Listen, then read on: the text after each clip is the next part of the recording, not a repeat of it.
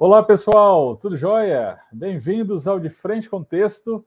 Você já conhece, esse é o nosso canal de estudo da Palavra de Deus. É sempre muito bom estarmos juntos aqui, estudando as Escrituras. Todas as terças-feiras temos estudado aí o livro de Ruth, temos crescido no conhecimento do Senhor por meio desse livro e tem sido fantástico. E às quintas-feiras, você já sabe, aqui nesse mesmo bate-canal, bate-horário, estamos juntos para estudar o livro de Salmos. Estamos crescendo no livro de Salmos e hoje nós vamos começar o segundo livro. Terminamos na semana passada o primeiro livro aí de Salmos. Como você já sabe, o Salmos é dividido em 5 partes e a primeira parte vai até o Salmo 41. E hoje nós vamos começar a segunda parte, que é o capítulo 42 até o capítulo 72. Aqui nós temos a autoria de diversos autores dos Salmos, né? Até essa primeira parte de Salmos, nós tivemos aí a autoria de Davi. Mas agora, na segunda parte, vamos começar aqui, ó, Salmo 42, a autoria dos filhos de Corá, né? E vai até o Salmo 49, Salmo 50, de Asaf, tem salmos de Davi também. Então, assim, é uma mescla de autores, ok? Aí, a segunda parte do livro de Salmos. Então, estamos muito animados. Aí, continuamos animados com a exposição dos salmos. Continue conosco, crescendo no conhecimento do Senhor por meio dos salmos. Nós temos feito agora os nossos vídeos de quinta-feira à noite. Eles são gravados, estávamos fazendo ao vivo, mas por uma modificação de agenda ministerial aí, nós precisamos fazer eles gravados, mas nós temos recebido vários recados, várias mensagens de pessoas que têm nos acompanhado e como tem crescido no conhecimento do Senhor por meio desses estudos. Então, você pode deixar seu comentário, nós temos lido todos os comentários, respondido. Se você tem alguma pergunta, faça sua pergunta, tire sua dúvida. Nós estamos aqui, então, para realmente servir os irmãos de maneira gratuita com a exposição fiel das Escrituras. E nós temos convidado alguns colegas, alguns amigos, pessoas aí que são fiéis às Escrituras, têm uma experiência em relação à exposição das Escrituras. E na semana passada nós tivemos o pastor Wagner, da Primeira Igreja Batista de Cambuí. Um abração aí para ele, para sua esposa. Gente muito boa, esteve aqui expondo o Salmo 41. E hoje nós teremos a presença do pastor Ricardo Fioroto. Eu vou já trazê-lo aqui para a tela. Pastor Ricardo, tudo jóia? Pastor Nelson, olá, tudo bem, querido? Olá, os irmãos aí que nos assistem agora, que vão assistir depois também. Deus abençoe vocês. Muito bem, muito bem-vindo, pastor Ricardo. Gente, pastor Ricardo, você já conhece, ele é o sócio majoritário proprietário do canal, está com a gente já há muito tempo, já tem servido aqui no De Frente com Texto várias vezes na exposição de Salmos, e com lives, com estudos, e é um grande amigo. Ele é pastor da Igreja Batista do Redentor em Jundiaí, São Paulo, e eu assumi o pastorado da primeira de Indaiatuba, então a gente está aqui vizinho, mais do que nunca, mais pertinho ainda. Estava em Atibaia, agora estou em Indaiatuba, então a gente está mais perto aqui. Ele pregou no culto de posse, em fevereiro, foi muito jóia, ok? Então, é um amigo aí. Pastor Ricardo, um abraço aí para a sua igreja, um abraço para a sua família, para a Virgínia, para as meninas, que Deus continue abençoando vocês. Amém, pastor Nelson. Eu que agradeço a oportunidade, o privilégio e a ocasião da gente poder expor o nosso coração diante da palavra de Deus. Isso é muito bom, isso é encorajador. É isso aí. Ô, gente, e o pastor Ricardo tem sido um grande parceiro também no nosso serviço lá em Moçambique. Já fomos para Moçambique várias vezes e olha, tem sido uma bênção o que Deus tem feito lá. Nós temos ido aí 2 vezes ao ano, pelo menos, para Moçambique para capacitar pastores e líderes em exposição bíblica. A gente faz isso em parceria com Palavra da Vida. E agora nós estamos aí prestes à próxima viagem, né? Nós estamos na luta, na expectativa aí de saída do visto. Então, ore por isso. Nós queremos que em breve a gente possa estar juntos lá em Moçambique, e aí a gente manda notícias para os irmãos. Nós temos vários irmãos que têm acompanhado as viagens, acompanhado aí em oração. Algumas pessoas passaram até mesmo a ajudar financeiramente, né, essas viagens da gente. Então, nós somos gratos por isso e pedimos que os irmãos continuem conosco, continuem em oração. E agora estou muito contente porque a minha igreja em Indaiatuba vai estar conosco agora, indo em oração, em apoio também para Moçambique. Então, é mais uma igreja junto nesse projeto. Então, Deus continue a nos abençoar nisso. Muito bem, pastor Ricardo, é com você, Salmo 42. Vamos juntos aí, de frente com o texto. Amém. Vamos lá então, queridos. A gente vai, nessa hora, compartilhar com vocês, como o pastor Nelson disse, o Salmo 42. Eu convido então você a abrir a sua Bíblia comigo aí, coloque ela à sua frente, pegue o seu papel e caneta para você fazer as suas anotações, poder ganhar encorajamento por meio da palavra de Deus. Uma palavra especial também de gratidão, um abraço aos irmãos da Primeira Igreja Batista de Indaiatuba, igreja do querido pastor Nelson também. Um abraço carinhoso também para a irmã Simone e para o Mateus. Deus abençoe vocês, queridos. Quero começar aqui com uma reflexão para nós. É proibido ficar triste. Já pensou nessa frase?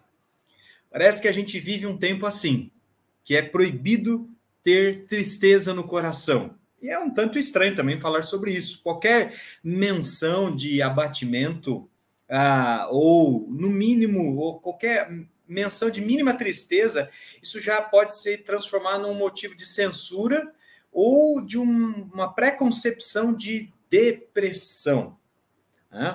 Muito embora a gente não deve agir de forma leviana, com a dor alheia e até mesmo com a nossa dor, nós temos que reconhecer que há uma falta de reflexão nos momentos que eu chamo de acinzentados da nossa existência. É bem difícil. E nós vivemos numa sociedade, meus queridos, uma sociedade nitidamente superficial e apegada à busca pela alegria imediatista e permanente. Nós somos influenciados muitas vezes a crer que a tristeza ela não tem nada de bom para oferecer. Eu reconheço, isso é um paradoxo. Como é que a tristeza pode trazer alguma coisa boa, não é verdade? Como que nós podemos combater as influências mundanas e os artifícios humanistas que ferem e que minam o nosso vigor espiritual? A bem da verdade é que, por vezes, nós nos pegamos em momentos de abatimento, em momentos de grande esforço espiritual e físico, e nos sentimos derrubados. E aí paira aquela dúvida: será que é pecado? Será que isso é algo errado? Será que onde é que eu estou errando? Né? Então eu quero olhar para o Salmo 42 e pensar, junto com você, que na dor dirija-se ao Senhor, pois nele há verdadeiro auxílio que sustenta a fé em esperança e amor. É essa ideia que eu quero desenvolver com os irmãos aqui no Salmo 42, e é muito interessante nós olharmos aqui que o Salmo 42, alguns detalhes aqui interessantes que nos ajudam a entender melhor o Salmo, é que, em primeiro lugar, algumas pessoas entenderam que o Salmo 42, ele poderia ser um único Salmo com o capítulo 43. Há quem diga que 42 e 43 se formam um único salmo, ou talvez um conjunto unido, tá? Até porque você vai reparar nos versículos 5 e 11 do capítulo 42 e o versículo 5 do 43, que um refrão se repete. Então, talvez por essa realidade é que anteriormente ou antigamente alguns até pensaram nisso. Muito importante também, quando nós estudamos o livro de Salmos, olharmos para os títulos, não os títulos que são colocados pelas editoras que traduzem ou criam as versões nas suas línguas, mas os títulos que estão sublinhados nas nossas Bíblias, sobretudo e exclusivamente para o livro de Salmos, que são títulos que foram inseridos na Bíblia hebraica, ou títulos que foram colocados pelos próprios escritores. Esses títulos são importantes, e aqui nós começamos o Salmo com a importância de que é dito que esse Salmo aqui foi escrito pelos filhos de Corá. Tá? E quem são esses filhos de Corá? Né? As Escrituras nos informam, principalmente no livro de 1 Crônicas, lá no capítulo 6, no capítulo 15, no capítulo 16 e também no capítulo 25, que esses filhos de Corá provavelmente foram aqueles músicos levitas que foram instituídos pelo rei Davi durante o seu reinado. Homens que eram responsáveis pela música, descendentes de Levi, uma parte deles, pelo menos, que trabalhavam com a música. E esse salmo é dito também aqui na minha versão, que ele é um salmo didático, né? Muito embora seja dito aqui na minha Bíblia como um salmo didático dos filhos de Corá, algumas Bíblias vão trazer também como um poema, você vai encontrar isso na NVI, mas eu entendo que esse salmo é um salmo de lamento individual, e nós já falamos aqui de lamento hebraico, você pode olhar os vídeos anteriores aí no canal. Eu acho interessante nós estudarmos sobre essa questão aqui. Mas o que nós podemos definir aqui? É um salmo didático? É um poema? O que na verdade ele é? É só você entender que a palavra que é usada aqui no original, a palavra maskil, talvez você encontre ainda alguma versão mais antiga com esse termo, um termo musical, maskil, ele tem a ver, ou melhor, não um termo musical, mas um termo técnico de salmos, porque existem termos musicais também no saltério. Mas esse termo técnico aqui, ele foi traduzido sim por algo que é didático, mas ele pode ser entendido, nas palavras do Dr. Carlos Oswaldo, como um poema para meditação. Enfim, essa é a tradução do termo maskil. Mas o teor, o conteúdo desse salmo, ele é visto, então, como um salmo de lamento por causa da forma como que ele se apresenta, como ele é exposto. E o pastor Nelson já mencionou que o Salmo 42, ele abre o segundo livro do Saltério. O livro de Salmos, ele foi escrito e foi dividido em 5 livros pelos seus editores aqui, e nós estamos, então, agora adentrando esse segundo livro aqui. Mas eu havia dito aqui que na dor se dirige ao Senhor, pois nele há verdadeiro auxílio que sustenta a fé em esperança e amor. Depois de trazer essas palavras introdutórias, eu quero desenvolver com os irmãos aquilo que eu entendo que seja a grande ideia desse salmo, especialmente nesse contexto em que nós estamos vivendo, em que não se pode ter nenhuma dor, nenhuma tristeza, porque isso pode ser visto como algo de derrota, falta de fé. Então vamos entender melhor como a Bíblia lida com a tristeza. Observe aqui que o Salmo ele está estruturado, pelo menos naquilo que eu tenho entendido aqui, em 2 grandes estrofes, do versículo 1 a 5, terminando com o refrão, que nós vamos ver daqui a pouco, e dos versículos 6 a 11, também terminando com o mesmo refrão. Veja, nessa primeira parte, eu quero entender e estudar com os irmãos aqui que na dor, dirija-se em busca intensa e esperançosa pelo Senhor. Quando você passar por um momento de tristeza, não se volte contra o Senhor, se volte para o Senhor, não dê as costas para Deus. É isso que eu quero observar aqui. Veja que no versículo 1, o Salmo ele vai fazer uma introdução aqui com uma comparação. É por isso que ele começa dizendo assim como a corça. Veja que o salmista aqui ele faz uma comparação buscando na natureza, mais precisamente aqui no reino animal, onde ele usa o menor bicho do grupo dos cervos. Os cervos, eles têm diversas variações de espécies, né? Desde o alce, o caribu, o próprio veado, como a corça, que é o menor deles, o mais frágil, inclusive. Um animal que pesa muito pouco, mas que é muito ágil. É um animal ágil e frágil ao mesmo tempo, e ele caracteriza essa comparação com esse tipo de animal com a seguinte necessidade. Veja, assim como a corça suspira pelas correntes das águas, os riachos que são buscados por esses animais, e vamos lembrar o contexto, né, de Israel, um lugar onde as águas são escassas por causa do seu ambiente semiárido e em alguns lugares até mesmo árido ali. Então, a água é um item extremamente valoroso, extremamente procurado, buscado, valioso. Ele diz, então, que ele faz essa comparação, como esse animal que tem uma agilidade, porque é muito ágil, se cansa e precisa matar a sua sede, assim ele se encontra. Essa é a sua condição. Tanto é que ele amplia a exposição da sua condição espiritual ao dizer que ele tem sede do Deus vivo. Observe o versículo 2. A minha alma tem sede de Deus, do Deus vivo. Quando irei e me apresentarei diante da face de Deus? Interessante que essa comparação que ele fez no versículo 1, ela é explícita no versículo 2, ele está buscando a Deus, ele vê a sua necessidade da presença de Deus, da satisfação que ele só pode ver em Deus. E ele lança uma pergunta: quando irei e me apresentarei diante da face de Deus? Isso revela o seu interesse genuíno em buscar a Deus no encontro comunitário.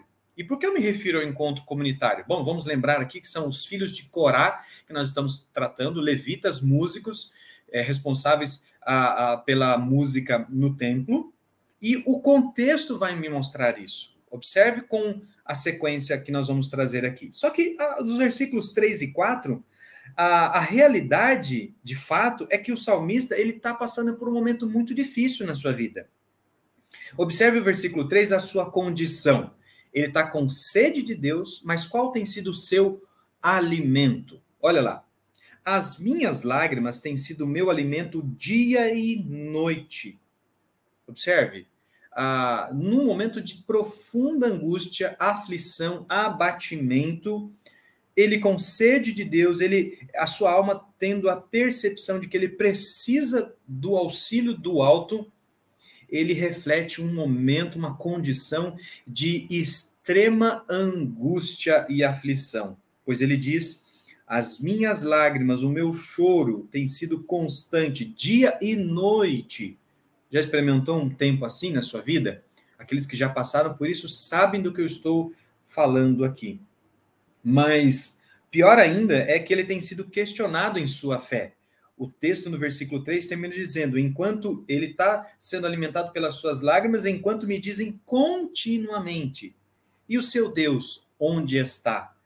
Meus irmãos, eu não sei você, mas para mim é desafiador ter a minha fé confrontada num tempo de imediatismo como o nosso, num tempo de banalização da vida, por exemplo, quanto com respeito às suas emoções. Não pode se entristecer porque você já é um fraco, você já é um derrotado, você está deprimido. Qualquer menção nesse sentido é visto de forma extremamente negativa e interessante que você já observou, você já se sentiu a sua fé inoperante diante de pessoas que parecem trazer um relatório extraordinário da sua fé? Elas começam a falar da vida dela, parece igual rede social, né? Você pega o seu celular, começa a ver rede social ali, as imagens, e parece que eles estão no mundo de Nárnia, no paraíso, e você, enquanto está ali, num dia fechado, nublado, chuvoso, terrível do seu interior. Mas tome cuidado com as aparências, né? Tome cuidado com as aparências, porque elas enganam. O verso 4, você observa que o salmista tem buscado, no passado, encontrar referências adequadas que o sustente na angústia desse aparente silêncio de Deus na sua dor. É exatamente isso. Parece que Deus está quieto nessa angústia do salmista. Observe o versículo 4.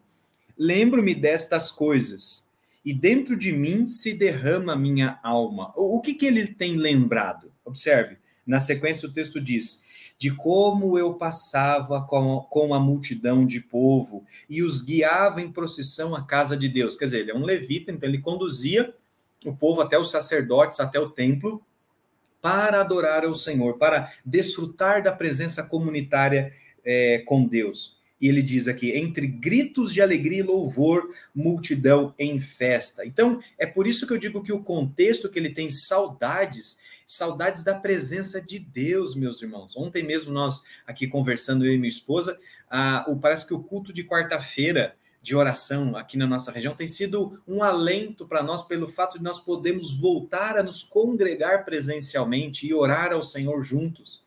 Isso é algo que nos trouxe um certo saudosismo, né? Uma saudade da presença de Deus no encontro comunitário. E ele está passando por essa realidade e ele olha para trás, justamente para recordar esse tempo festivo nessa reunião comunitária, onde estar na presença de Deus lhe conferiu grande alegria e prazer. Então, na sua tristeza, no seu momento de abatimento, ele olha para trás e o que é que ele lembra? Ele lembra da preciosidade do encontro comunitário com os fiéis, com o povo de Deus. E essa primeira estrofe aqui, como será na segunda também, ela termina com esse famoso refrão. Observe comigo o versículo 5. Por que você está abatida, ó minha alma? Ele entra num diálogo com ele mesmo. Porque se perturba dentro de mim. Espere em Deus, pois ainda o louvarei. A ele, meu auxílio e meu Deus. Interessante, meus queridos, que na cultura pós-moderna em que nós estamos vivendo, muita ênfase é dada à meditação. Eu estou pensando aqui naqueles formatos de meditação mais para o aspecto, para o viés oriental, onde você vai para um campo aberto ou num bosque, e aí você fica ali praticando certas ações de meditação. Particularmente, meus irmãos, eu vejo um tipo de meditação no vazio. Eu respeito, mas eu vejo algo meio sem sentido, onde você procura encontrar um equilíbrio em si mesmo, ou a partir de você. As nossas emoções, elas são oscilantes. E buscar em si mesmo a solução não me parece ser algo muito plausível para encontrarmos uma solução verdadeira. Para mim, falta o que o salmista ele exemplifica aqui. Ele entra num diálogo honesto com as suas próprias emoções, uma forma de avaliar os seus pensamentos, as suas emoções e identificar o que está por trás dessas emoções. Isso é algo que pouco se faz nos dias de hoje. Identificar por que nós estamos tristes, por que estamos insatisfeitos, por que nos encontramos amargurados. Note que nessa busca está claro que valores e crenças, nessas emoções, melhor dizendo, está claro que valores e crenças dirigem o nosso coração e nossa mente. As emoções não são meras sensações sem base, sem fundamento, elas têm uma razão, elas têm uma origem, e ao que tudo indica pela própria Escritura, essa origem ela está naquilo que é importante para nós, naquilo que talvez esteja governando as nossas emoções, e são os nossos valores e as nossas crenças. É por isso, meus irmãos, que nós precisamos submeter as nossas emoções, os nossos pensamentos, à luz da palavra e do caráter de Deus. E é o que o salmista faz. Observe que ele põe a sua esperança no futuro. Deus irá agir. Deus irá cuidar. Deus está vivo. Eu vou ler de novo, porque isso é repetido 2 vezes somente no Salmo 42. Por que você está abatido, ó minha alma? Por que se perturba dentro de mim? Espere em Deus, pois ainda o louvarei. A ele, meu auxílio e meu Deus. Então, na dor, dirija-se em busca intensa e esperançosa pelo Senhor. Ao usar a comparação com a corça, aquele animal que está buscando com sede, suspirando pelo riacho que vai trazer a saciedade que o seu coração precisa, nós temos que buscar em Deus essa solução. Mas em segundo lugar, dos versículos 6 a 11, apesar da dor causada por adversidades e adversários, permaneça esperançoso em direção ao Senhor. Eu vou repetir aqui. Apesar da dor causada por adversidades e adversários, permaneça esperançoso em direção ao Senhor. O vale da angústia, meus irmãos, persiste na descrição do salmista. Ele agora detalha ao leitor a sua condição. Versículo 6, ele provavelmente estava longe de casa. Veja o que ele diz. Sinto abatida dentro de mim a minha alma. Lembro-me, portanto, de ti nas terras do Jordão, do Hermon e no Monte Mizar. Para aquele que fizer uma pesquisa rápida dessas localidades geográficas que o salmista está citando aqui no versículo 6, onde ele se encontra, você vai perceber que ele está longe de Jerusalém. Ele está ao norte de Israel, ali na região da Galileia, onde é situado principalmente o Monte Hermon. E por conta dessa realidade, tudo indica que ele sendo de Jerusalém, ou ele tendo trabalhado no templo que se localizava em Jerusalém, se sente abatido, principalmente por estar distante da sua referência de adoração, o templo naquela ocasião e naquela realidade. Então, isso agrava a sua situação de abatimento. Veja que no verso 7, como que o salmista ele personifica a sua angústia usando ilustrações da natureza. Verso 7 diz, um abismo chama outro abismo, ao ruído das tuas cachoeiras. Todas as tuas ondas e vagas passaram sobre mim. Então ele está emprestando ideias do mar e das cachoeiras e do barulho, do estrondo, da tribulação que se passa por alguém que passa por meio dessas condições aqui naturais, físicas e da natureza. Ele está aqui elucubrando sobre a sua condição interna, como ele está aqui. Então, perceba que há uma guerra atuando dentro dele, nessa personificação que ele faz, olhando para esse contexto, esse vale da angústia que ele está experimentando. Entretanto, meus irmãos, enquanto o salmista ele detalha a sua condição, ele permanece também focado na esperança do auxílio do Senhor. Olha o verso 8. Veja o contraponto do salmista. Observe que apesar da angústia, o seu foco, a sua expectativa e a esperança permaneceram em Deus. O verso 8 diz assim, contudo, essa é uma adversativa muito importante, contudo, o Senhor, durante o dia, me concede a sua misericórdia, aquela graça bendita que sustenta os justos, os servos de Deus comprometidos com a sua aliança, com sua palavra, no nosso caso. E ele diz, e de noite está Deus, e de noite Deus está comigo, o seu cântico. Quer dizer, tem até aquele ditado, quem canta seus males espanta, mas quem louva ao Senhor encoraja o seu coração. Né? E ele diz, uma oração ao Deus da minha vida. Então, repetindo de novo, ele diz, contudo, o Senhor durante o dia me concede a sua misericórdia. Ele tem a percepção de que Deus está atuando, apesar de. E de noite está comigo o seu cântico, uma oração ao Deus da minha vida. Quer dizer, a sua mente que está trabalhando em adorar ao Senhor e em orar ao Senhor. Lá atrás ele havia dito que ele tem se alimentado dia e noite de lágrimas, mas ao mesmo tempo em que isso está acontecendo, ele está percebendo a misericórdia de Deus e ele está adorando ao Senhor em meio à dor, ele permanece se dirigindo ao Senhor, e isso é o antídoto para a nossa dor, meus queridos. Observe que nos versículos 9 e 10, a batalha por explicações em meio às aflições, ela é intensa. Olha comigo o versículo 9 e 10. Pergunto a Deus, minha rocha, um termo muito interessante no Antigo Testamento, né? Que tem a ver com a peregrinação do povo de Israel, que tem a ver com a confiança dos profetas, essa rocha que é vista na pessoa de Deus e que no Novo Testamento a gente vê também na figura de Jesus Cristo. Ele diz assim, pergunto a Deus a minha rocha, ou seja, o meu alicerce. Por que te esqueceste de mim?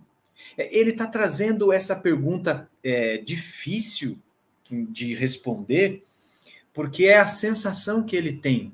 Parece que às vezes, em algum momento da nossa vida, Deus silencia a sua presença em nós.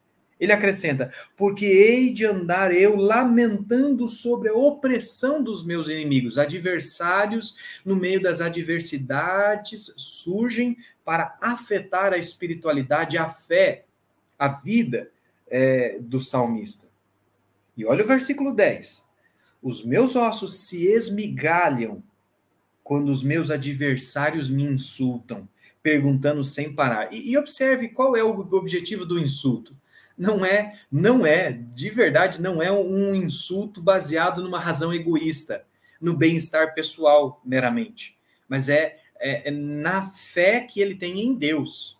Porque muitas pessoas utilizam o livro de Salmos como algo muito pessoal, e embora ele é pessoal, mas não pode ser trazido como desejos e intuitos pessoais. Ele não é um livro de autoajuda para satisfazer o meu ego.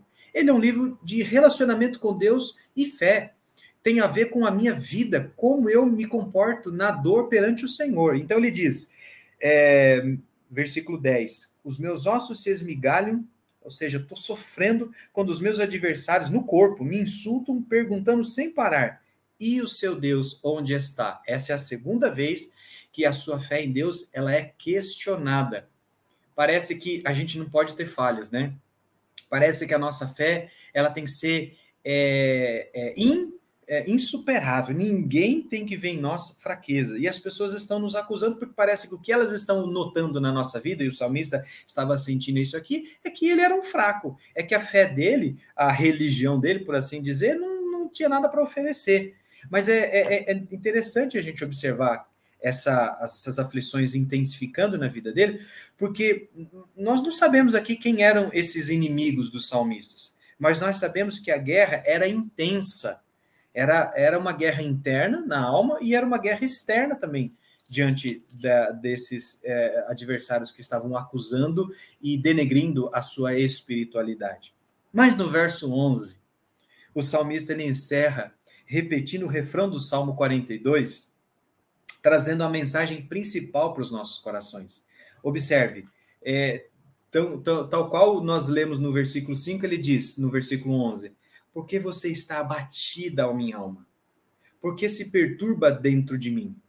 Note que ele não está questionando e nem colocando como pecado o abatimento, mas ele está tentando entender as razões deste abatimento. Então, ele não condena o abatido, mas ele quer levar o abatido a verificar se, porventura, talvez, a razão do seu abatimento seja a falta de reflexão naquilo que está forjando, ou melhor dizendo, naquilo que está produzindo essa angústia no seu coração. É muito fácil a gente procurar escapes para a nossa dor, para a nossa tristeza. É muito fácil a gente andar no nível da superficialidade e decretar que tudo é depressão, e embora a depressão é uma realidade, a gente tem que levar isso em consideração, mas a gente precisa primeiro passar por esse filtro e analisar se, de repente, até mesmo sintomas físicos, sintomas psicossomáticos, eles talvez não tenham origem em decisões que são nossa responsabilidade. Por isso, então, ele faz esse questionamento a si mesmo. Mas ele termina com a solução. Espere em Deus, pois ainda o louvarei. A sua esperança futura. Vai chegar o momento em que Deus vai resolver essa minha angústia. Chegará o momento em que ele devolverá de novo a minha satisfação e a minha alegria. E ele termina na última linha dizendo, a ele, meu auxílio e Deus meu. Observe essas duas características que ele menciona aqui. Ele olha em Deus como seu salvador. Esse auxílio aqui é visto como aquele que salva, aquele que o liberta das garras do inimigo, aquele que o liberta das suas próprias mazelas internas, mas também há um relacionamento consistente e profundo com Deus, pois ele traz essa ideia desse relacionamento para si, para algo muito pessoal. Ele diz, Deus meu. Essa é uma maneira de dizer a intimidade que ele tem buscado na pessoa de Deus. Então, percebe? Na dor, em primeiro lugar, nós vimos, dirija-se em busca intensa e esperançosa pelo Senhor, mas apesar da dor causada por adversidades e adversários, permaneça esperançoso em direção ao Senhor. Vamos pensar aqui em algumas lições para nós hoje. Em primeiro lugar, eu faço uma pergunta para você e para mim. Onde é que reside a base da sua esperança? Onde é que você tem posto a base da sua esperança? Saiba, meu querido irmão, minha querida irmã, que boa parte do sofrimento humano está em colocar a esperança na pessoa ou no lugar errado. Cuidado, não ponha a sua esperança em alicerce duvidoso. Às vezes a gente coloca a nossa esperança num casamento, e esse casamento não acontece e a nossa vida entra num abatimento profundo. Ou, às vezes, esse casamento, por uma eventualidade do momento, acaba sendo desfeito e acabou a nossa esperança. Algumas pessoas colocam a sua esperança em filhos, e os filhos vão embora e acabou a sua alegria. Outros colocam na carreira, ou no emprego, ou na saúde, ou no status, ou então na condição econômica. Cuidado para você não pôr a sua esperança em alicerce duvidoso. Essas coisas todas podem passar a perna em você.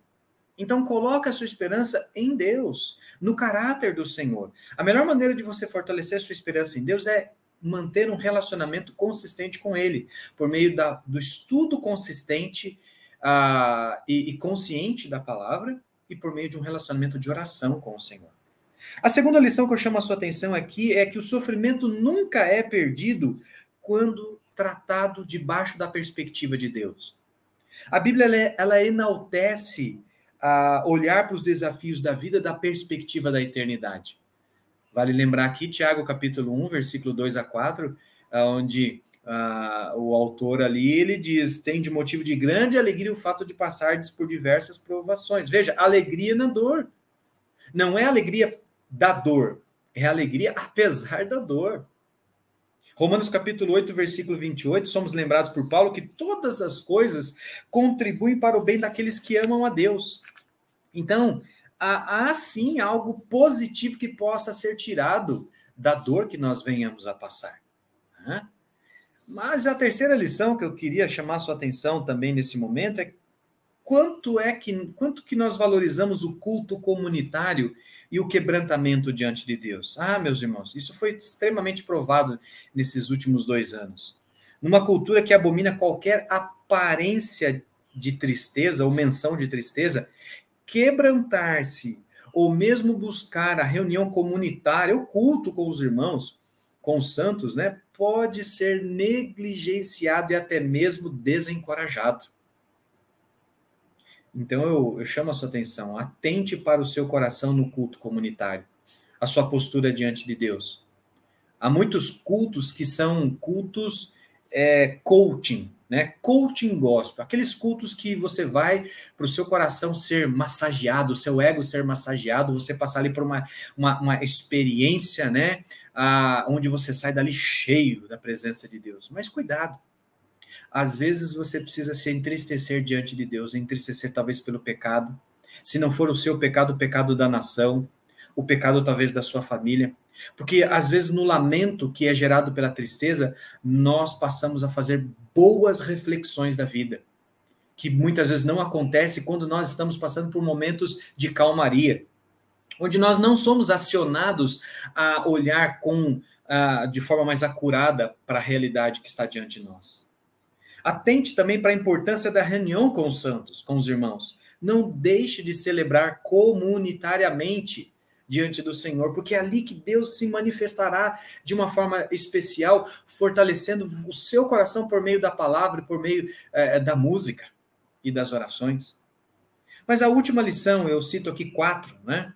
A quarta e última lição que eu quero trazer para você, a oração, as súplicas, o clamor, variações, né, da oração, são excelentes e necessários mecanismos que nos ajudam a lidar em momentos de dor.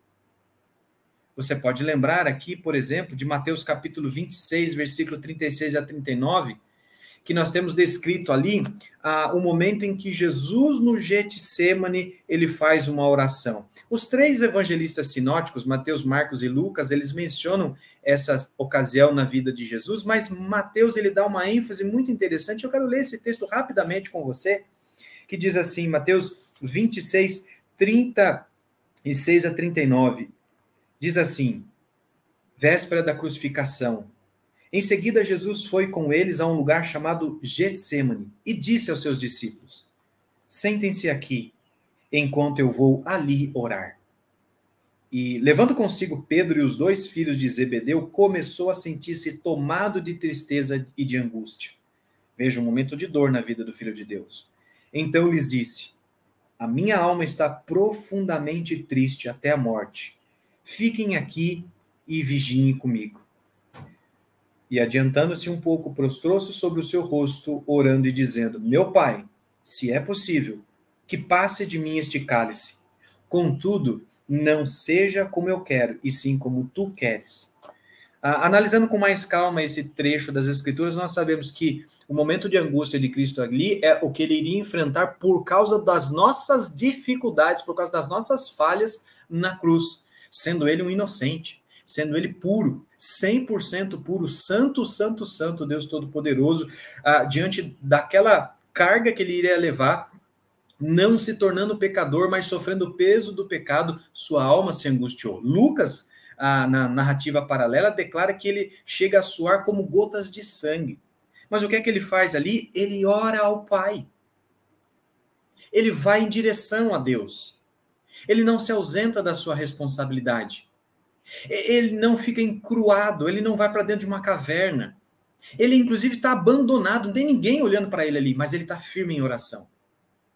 A segunda situação aqui, que eu observo como a oração, as súplicas e o clamor sendo excelentes e necessários mecanismos que nos ajudam a lidar em momentos de dor, é a oração de Paulo em 2 Coríntios 12, 9, quando, enfrentando um espinho na carne, ele obteve a palavra de consolo. Minha graça te basta. Meu irmão e minha irmã, acredite nesta mensagem. Nenhum dos dois, nem Paulo nem Cristo, teve alívio imediato da sua dor, mas ambos colocaram a sua esperança em Deus Pai e receberam um amparo singular na sua prova. Portanto, na dor, meu querido irmão, se dirija ao Senhor. Olha o exemplo de Cristo. Ele sofreu a maior dor. Ele experimentou a maior desgraça deste mundo por você e por mim. Então, é através da confiança na sua graça que nós podemos enfrentar as nossas dores. E o Salmo nos ensina que na dor se dirija ao Senhor, pois nele há verdadeiro auxílio, libertação, salvação, que sustenta a fé em esperança e amor. Essa é a mensagem que eu quero comunicar a você com base no Salmo 42. Na dor, se dirija ao Senhor, pois nele há verdadeiro auxílio que sustenta a fé em esperança e amor. Vamos orar. Deus bondoso, nós te agradecemos porque no meio da angústia deste salmista, tu nos ensinaste nesta hora o quanto é necessário nos dirigirmos sempre ao Senhor. Porque no Senhor nós encontramos auxílio, nós encontramos salvação, nós encontramos libertação, que fortalece a nossa fé com esperança e com amor. O Senhor é um Deus presente. E eu peço que o Senhor visite agora essa alma abatida que está ouvindo essa mensagem. Eu peço a Deus que aqueles que ainda ouvirão essa mensagem num outro momento sejam alcançados pela esperança que há no Senhor. E que possam, ó Deus, refletir nas suas emoções e que possam expô-las diante da tua palavra, diante do teu caráter, para serem avaliadas, analisadas, à luz desses dois fatores essenciais para transformar no nosso coração. E nos abençoa, Senhor. Nos coroa com a tua bênção, Pai. Nos ajuda sempre a nos dirigirmos ao Senhor em esperança e fé, mesmo em dias tristes, e não nos permita desperdiçar os momentos de abatimento e tristeza da nossa vida. Que nós possamos encontrar verdadeira alegria no momento da dor no Senhor. Em nome de Jesus. Amém. Que Deus abençoe meu irmão e minha irmã.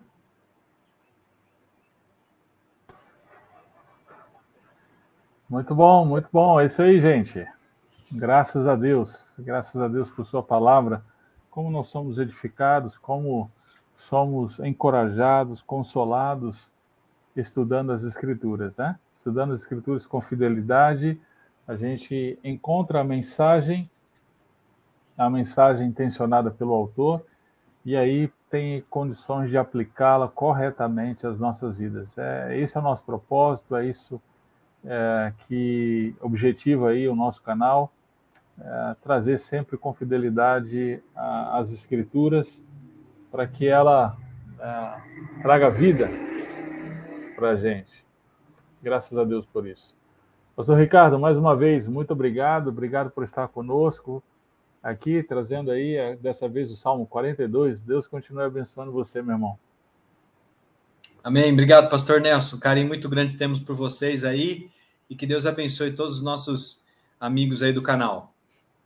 Amém. Grande abraço, pessoal. Deus abençoe. Próxima semana estaremos de volta, se Deus assim permitir.